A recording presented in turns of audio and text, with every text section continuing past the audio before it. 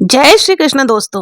माघ का पावन और पवित्र महीना शुरू हो गया है और शास्त्रों के अनुसार जो लोग माघ स्नान करते हैं उन्हें पृथ्वी लोक में सभी प्रकार के सुखों की प्राप्ति होती है तथा उनके द्वारा जाने अनजाने में किए गए पापों से उन्हें मुक्ति मिलती है। इसलिए माघ स्नान का महत्व बहुत अधिक बढ़ जाता है। माघ स्नान जब हम करते हैं तो सुबह जल्दी उठकर ब्रह्म मुहूर्त में स्नान आदि से निवृत्त होकर फिर हमें तुलसी जी की पूजन करनी चाहिए। तुलसी जी के सामने बैठकर ही माघ स्नान की कथा कहानियां सुनी जाती है। कथा कहानी सुनने के बाद ही माघ स्नान पूर्ण होता है। तो आज के वीडियो में मैं आपको माघ स्नान में सुनी जाने वाली कहानियां सुनाऊंगी। माघ मास में 8 कथाएं सुनी जाती है, जिसमें गणेश जी की कथा, तुलसी माता की कथा, सूर्य भगवान की कथा, धर्मराज की कथा, पीपल पथवारी की कथा, विष्णु भगवान की कथा, नगर बसेरी की कथा और माघ स्नान की कथा सुनी जाती है। ये सभी कथाएं मैं आपको आज की वीडियो में सुनाने वाली हूँ। तो चलिए कथा का श्रवण करते हैं। एक गांव की बात है जहां एक ब्राह्मण परिवार रहते थे। वो बहुत ही धार्मिक थे। सभी लोग पूजा पाठ आदि किया करते थे, सदा भगवान की सेवा में व्यस्त रहते थे।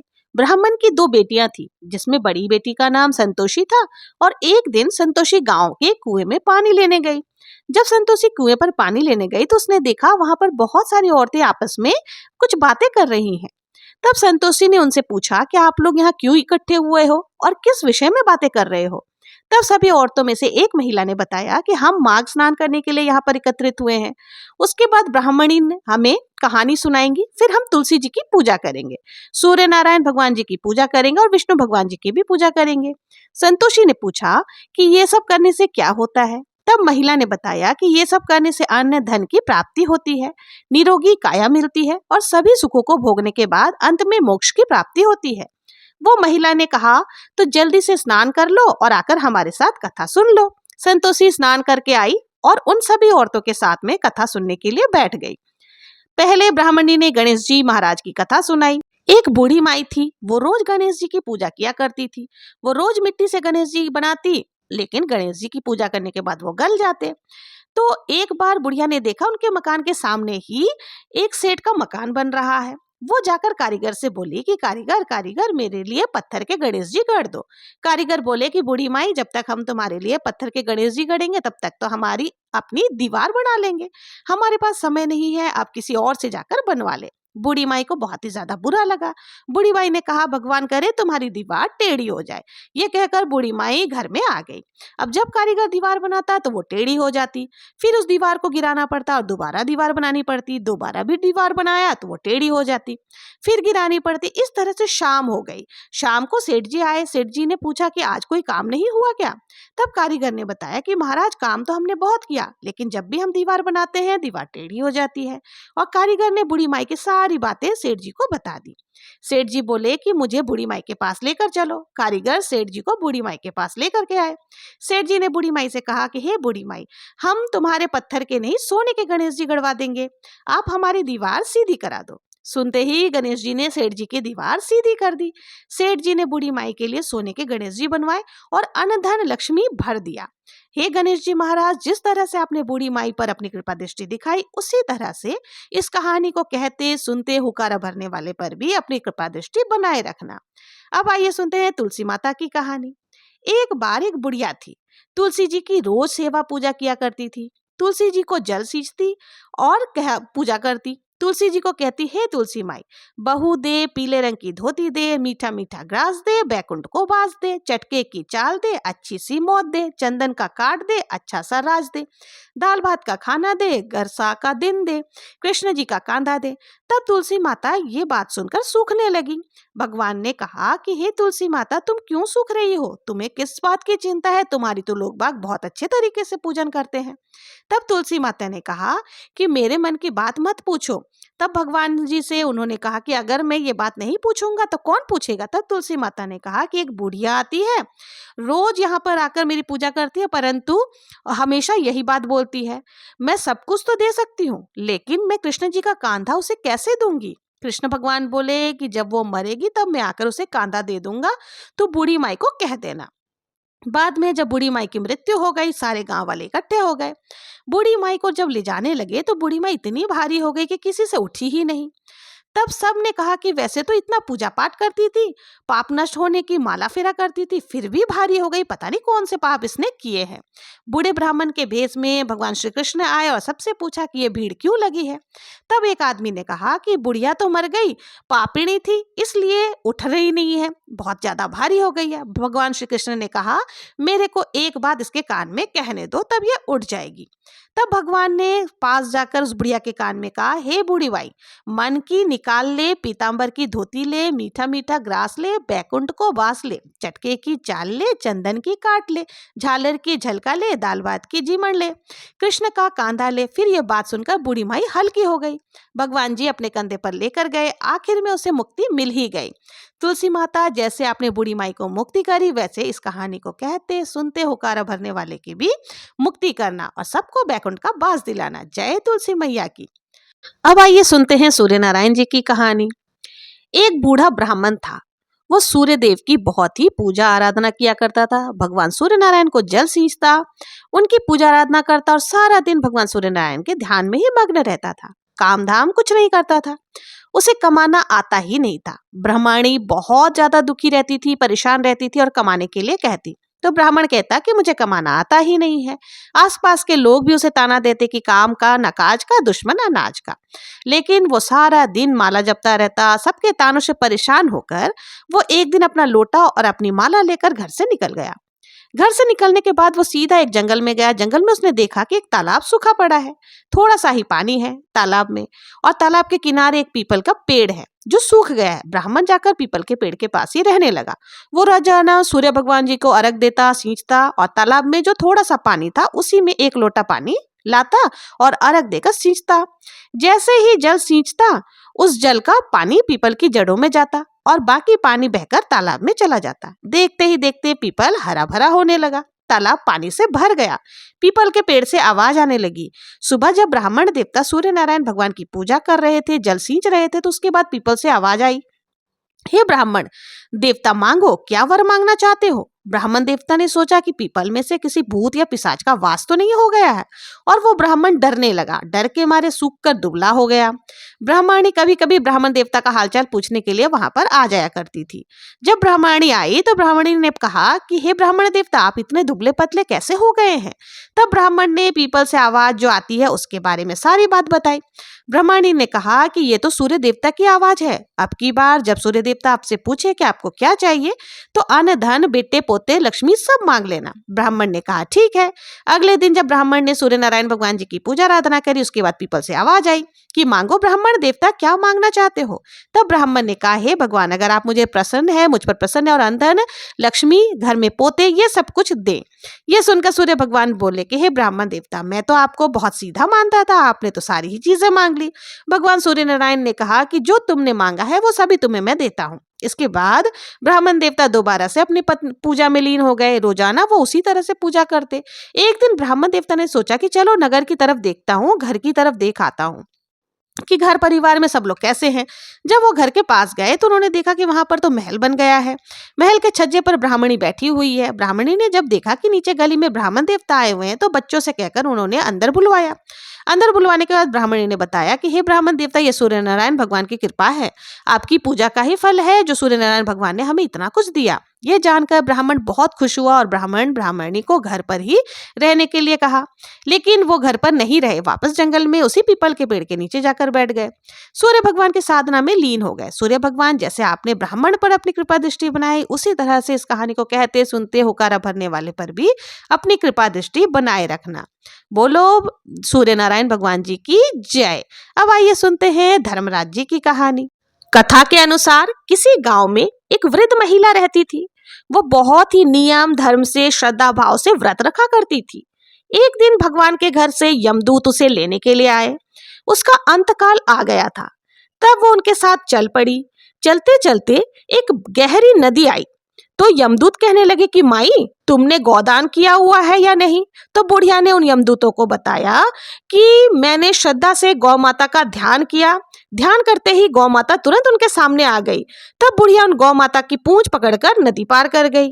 फिर वो यमदूतों के साथ आगे बढ़ी तो मार्ग में काले कुत्ते आ गए। यमदूत फिर से पूछने लगे, बूढ़ी माई कुत्तों को कभी खाना खिलाया या नहीं? अब बूढ़ी माता मन ही मन कुत्तों का ध्यान करने लगी। तो वे रास्ते से चले गए। अब बुढ़िया फिर से आगे बढ़ने लगी तो रास्ते में उसके सामने बहुत सारे कौवे आ गए। कौवे उनके सिर में चोंच मारना शुरू कर दिया, जिसे देखकर यमदूत कहने लगे कि ब्राह्मण की बेटी के सिर में तेल लगाया था कि नहीं? लगाया था। बुढ़िया ने ब्राह्मण की बेटी का ध्यान किया तो कौवे ने चोंच मारनी बंद कर दी। कुछ दूर आगे बढ़े। आगे बढ़ने पर बूढ़ी माई के पैर में कांटे चुभने लगे। यमदूत कहने लगे कि बूढ़ी माई, कुछ खड़ाऊ आदि का दान कभी किया था या नहीं? बुढ़िया मन ही मन सोचने लगी, अपने जीवन में सत्कर्म में बिताया था, दान पुण्य इत्यादि किया था। बूढ़ी माई ने खड़ाऊ का ध्यान किया तो खड़ाऊ उनके पैरों में आ गए। उन्हीं खड़ाऊ को पहनकर बूढ़ी माता आगे बढ़ने लगी और उनके पैरों में कांटे चुभने बंद हो गए। जब बूढ़ी माई आगे बढ़ी तो चित्रगुप्त जी ने यमराज से कहा कि आप किसे लेकर आए हैं? तब यमराज जी ने कहने लगे कि ये बूढ़ी माता दान पुण्य तो बहुत किए हैं, लेकिन धर्मराज की का कुछ भी नहीं किया, इसलिए अब इसके आगे के द्वार इसके लिए बंद हैं। सारी बातें सुनने के बाद बूढ़ी माता कहने लगी कि आप मुझे सिर्फ 7 दिन के लिए वापस धरती पर भेज दो, मैं धर्मराज जी का व्रत पूजन उद्यापन करके वापस आ जाऊंगी। बूढ़ी माई को वापस धरती लोक पर भेज दिया गया। जब बूढ़ी माता धरती पर आई, अपने गांव में आ गई। गांव वालों ने उसे भूत नहीं समझकर अपने अपने दरवाजे बंद कर दिए। वो जब अपने घर गई तो उसके बेटे बहू ने भी दरवाजे बंद कर दिए और घर के बाहर बैठ गई, जिसे देखकर बूढ़ी माई कहने लगी कि मैं भूतनी नहीं हूँ, मैं तो धर्मराज जी के आज्ञा से वापस पृथ्वी पर आई हूँ और 7 दिनों के लिए ही आई हूँ। इन 7 दिनों में धर्मराज जी का व्रत उद्यापन करूंगी, जिससे मुझे परलोक में जगह मिल जाएगी। बूढ़ी माई की बातों से आश्वस्त होकर उनके बेटे बहू और उसकी पूजा करने की सारी सामग्री उन्होंने एकत्रित कर दी। लेकिन बूढ़ी माई कहानी कहने लगी तब वो हुंकारा नहीं भरते। बूढ़ी माई फिर अपनी पड़ोसन के पास गई और उसे धर्मराज जी की कहानी सुनाई। पड़ोसन ने भी कहानी सुनते समय हुंकारा भरा।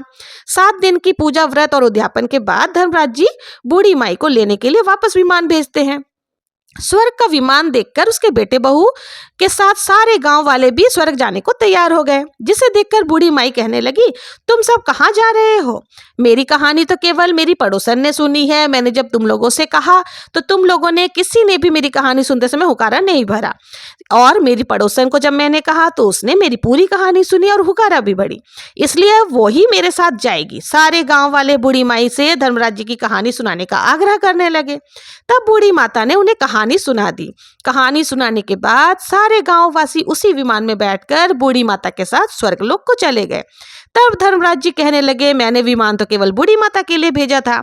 तब बूढ़ी माई ने उन्हें बताया कि धर्मराज जी, मैंने भी पुण्य किए हैं, उसमें से आधा भाग आप गांव वालों को भी दे दीजिए। इस तरह से वो माई से प्रसन्न होकर धर्मराज जी ने गांव वासियों को भी स्वर्ग में जगह दे दी।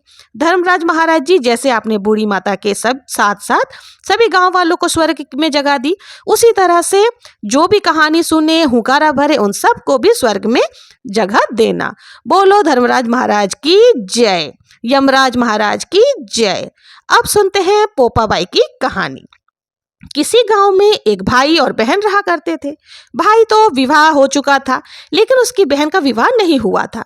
बहन का नाम पोपाबाई था। पोपाबाई विष्णु भक्त थी। वो हमेशा व्रत पूजा आदि किया करती थी। एक दिन उसके भाई भाभी ने उसे शादी करने के लिए कहा, तब उसने शादी करने से मना कर दिया। अपने भाई भाभी से कहने लगी कि मेरे लिए ऐसा करो, आप गांव के बाहर एक झोपड़ी बनवा दो, मैं वहीं पर रहकर अपना जीवन व्यतीत कर लूंगी, लेकिन मुझे विवाह नहीं करना है।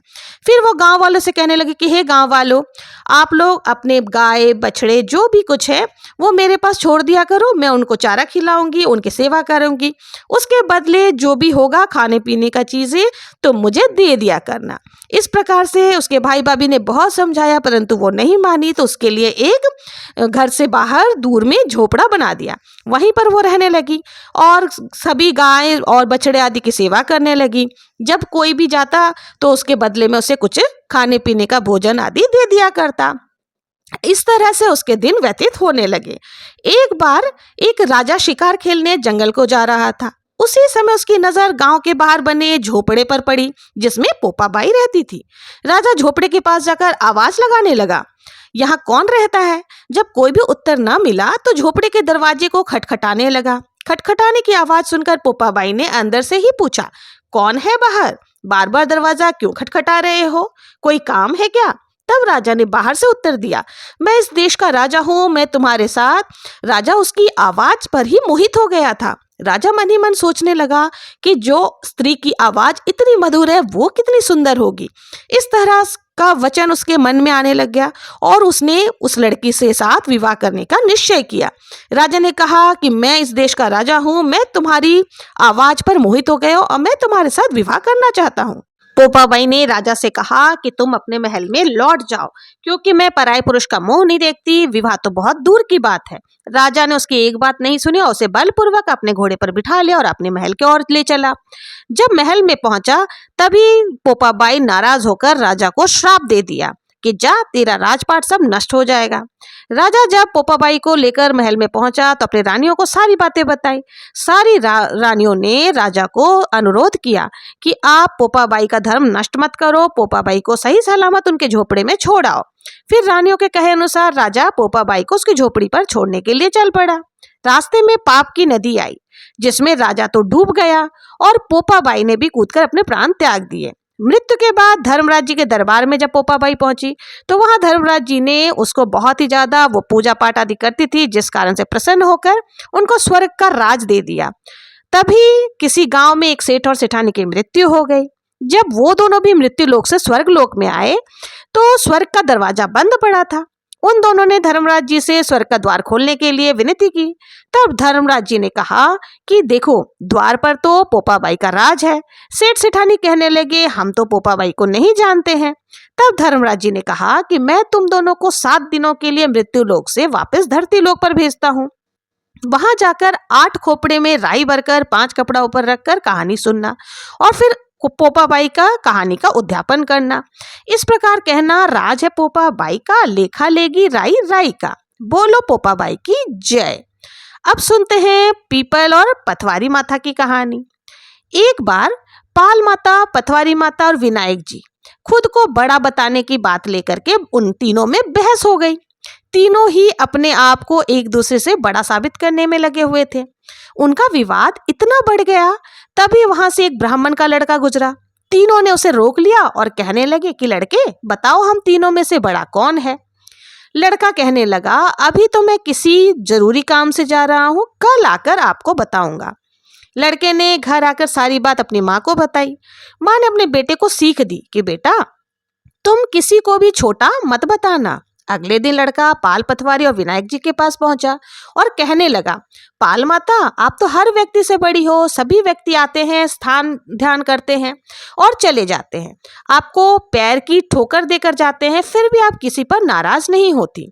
फिर पथवारी माता से कहने लगा, पथवारी माता, आप भी बड़ी हो, क्योंकि कोई भी व्यक्ति कितने भी तीर्थ कर ले, धर्म ध्यान कर्म कर ले, वापस आने पर आपकी पूजा किए बिना उसका कार्य पूरा नहीं होता।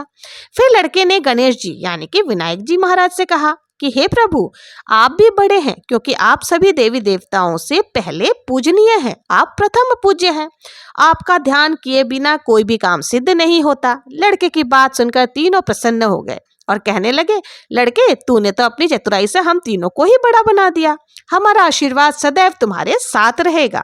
ऐसा कहकर उस लड़के के हाथ में जौ के कुछ दाने दे दिए। लड़का सोचने लगा, ये तो घाटे का सौदा रहा, इतना अच्छा मैंने न्याय किया, अपना समय भी बर्बाद किया और बदले में मिले भी तो क्या, जौ के दाने। फिर भी लड़का घर पहुंचा और बेमन से जौ वाला अंगोछा कोने में रख दिया। माँ जब घर की साफ सफाई करने लगी और अंगोछे को समेटने लगी तो उसमें से जौ के दाने की जगह चमचमाते हुए हीरे मोती गिरने लगे। माँ हैरान होकर लड़के से पूछी कि ये जौ के दाने तुम्हें किसने दिए थे? तब बेटे ने सारी बात बता दी। सुनकर माँ बेटे की खुशी का ठिकाना ना रहा। हे पाल माता, हे भगवान पथवारी माता, विनायक जी महाराज, जिस प्रकार से अपने ब्राह्मण के लड़के को आशीर्वाद दिया, ऐसे ही आशीर्वाद इस कथा को कहते, सुनते और हुकारा भरने वाले सभी भक्तों को देना। बोलो पथवारी माता की जय, बोलो पाल माता की जय, बोलो गणेश जी महाराज की जय। अब आइए सुनते हैं भगवान श्री हरि विष्णु की कहानी। एक सेठ और सेठानी थे। सेठानी विष्णु भगवान जी की भक्त थी और बहुत ही पूजा आराधना किया करती थी, लेकिन सेठ जी को ये सारी चीजें अच्छी नहीं लगती थी। वो बहुत कहते कि मत किया करो, लेकिन सेठानी नहीं मानी, वो रोज पूजा पाठ किया करती थी। एक दिन सेठ जी ने गुस्सा कर उसको घर से बाहर निकाल दिया। सेठानी घर से निकल गई और चलते चलते जंगल में जाकर पहुंची। वहां उसने देखा 4 आदमी मिट्टी खोद रहे थे। सेठानी ने जाकर पूछा, भाई मुझे भी कोई नौकरी दे दो। उन्होंने उसे नौकरी पर रख लिया। जब मिट्टी सेठानी खोदने लगी तो उसके हाथों में छाले पड़ गए, उसके सिर के बाल उड़ने लगे। आदमी बोले, बहन तुम तो अच्छे घर से लगती हो, इसलिए तुम मिट्टी खोदने का काम मत करो, तुम हमारे घर पर हमारे लिए काम कर दिया करो। वो उसे अपने घर पर ले गए और रोज 4 मुट्ठी अनाज ला कर देते। चारों बांट करके खाते थे। एक बार सेठानी बोली, कल से 8 मुट्ठी अनाज लेकर आना। अगले दिन वो 8 मुट्ठी अनाज लेकर आए। सेठानी ने पड़ोसन के घर से आग ले आई और भोजन बनाया और विष्णु भगवान को भोग लगाया। फिर सबको भोजन परोसा। भाई बोले, बहन तुम तो बहुत ही स्वादिष्ट खाना बनाती हो। बहन बोली, भाई भगवान का जूठा है तो ये प्रसाद बन गया, इसलिए स्वाद तो लगेगा ही। उधर सेठ जी भूखों मरने लगा। सब लोग बोले, सेठानी के भाग से ही तू खाया करता था। सेठ सेठानी को ढूंढने के लिए जंगल में निकल पड़ा। ढूंढते ढूंढते वो उसी जंगल में आ गया जहां पर उसने 4 आदमियों को मिट्टी खोदते हुए देखा था। उसने कहा, भाई मुझे भी नौकरी पर रख लो। वे बोले, हाँ भाई तू भी मिट्टी खोद ले। ये मिट्टी खोदने लगा, उसके हाथ में भी छाले पड़ गए और सिर के बाल उड़ गए। वो आदमी बोले, भाई तुम अच्छे घर के लगते हो तो तुम भी मिट्टी मत खोदो, हमारे घर पर काम कर लिया करो। वो उसे अपने घर पर लेकर गए। वहां जाकर सेठ ने सेठानी को पहचान लिया, लेकिन सेठानी ने नहीं पहचाना क्योंकि वो घूंघट में ही रहती थी। सेठानी ने भोजन बनाया, भगवान विष्णु को भोग लगाया, उसके बाद भोजन परोसा। जब सेठ जी की थाली परोसने लगी तो विष्णु भगवान ने हाथ पकड़ लिया। भाई बोले, बहन ये क्या कर रही हो? बहन बोली, भाई मैं तो कुछ नहीं कर रही हूँ, मेरा तो विष्णु भगवान ने हाथ पकड़ लिया है। भाई बोले, हमें भी अपने भगवान के दर्शन कराओ। सेठ जी ने भगवान से प्रार्थना करी, विष्णु भगवान ने सबको दर्शन दिए। सेठ ने सेठानी से माफी मांगी। भाइयों ने बहन को बहुत सारा धन देकर विदा किया। सेठ सेठानी दोनों मिलकर विष्णु भगवान जी की पूजा करने लगे। उनके घर में अन्न धन के भंडार फिर से भर गए। विष्णु भगवान जी, जैसे आपने सेठ सेठानी पर अपनी कृपा दृष्टि बनाई, वैसे ही इस कहानी को कहते सुनते हुकारा भरने वाले पर भी अपनी कृपा दृष्टि बनाए रखना। बोलो भगवान विष्णु जी की जय। अब आइए सुनते हैं हरिनगर बसेरे की कहानी। एक जाट था, एक भाटका था। जाटका एक बार अपने ससुराल जा रहा था और भाटका अपनी बहन को लेने बहन के घर जा रहा था। रास्ते में दोनों कुएं की पाल पर बैठे। जाटका बोला, आ भाटका हम नगर बसेरा करें। भाटका बोला कि मैं तो मेरी बहन को लेने जा रहा हूँ, तू ही नगर बसेरा कर। मुझे तो जाते ही मेरी बहन लाड प्यार करेगी और बढ़िया बढ़िया खाना खिलाएगी। तू ससुराल जा रहा है, वहां शर्म के कारण कुछ खा ना पाए, या वे लोग ही ज्यादा तैयारियां के चक्कर में खाना देर से खिलावे। सो ये शगुन तू ही मना। जाटका कुएं की पाल पर बैठकर पानी का लोटा और चावल के दाने हाथ में लेकर नगर बसेरा करने लगा। जाटका कहने लगा, मीठा मीठा ग्रास बैकुंठ को बास, नगर बसेरा सब करे, सारे धोवे पांव, ताती रोटी लापसी, देसी मेरी माए, माना देवे मावसी, देवे द्वारका नाथ। भाटका तो अपनी बहन के लिए चल दिया और नगर बसेरा करके जाटका अपने ससुराल को चल दिया। भाटका बहन के यहाँ पहुंचा तो जाते ही बहन के यहाँ आग लग गई। आग बुझाने को पानी लाते लाते उसका सिर गंजा हो गया। खातिर मनवार की बात तो छोड़ो, रोटी पानी चाय कुछ भी नहीं मिला। भूख प्यास से बुरा हाल हो गया। उधर जाटका ससुराल पहुंचा तो उन लोगों ने खूब मान मनवार किया, बहुत ही प्यार से जिमाया। शाम को दोनों जने फिर से कुएं की पाल पर मिले। जाटका ने पूछा, भाटका क्या खबर है? भाटका ने कहा, मेरे तो वहां जाते ही बहन के घर में आग लग गई।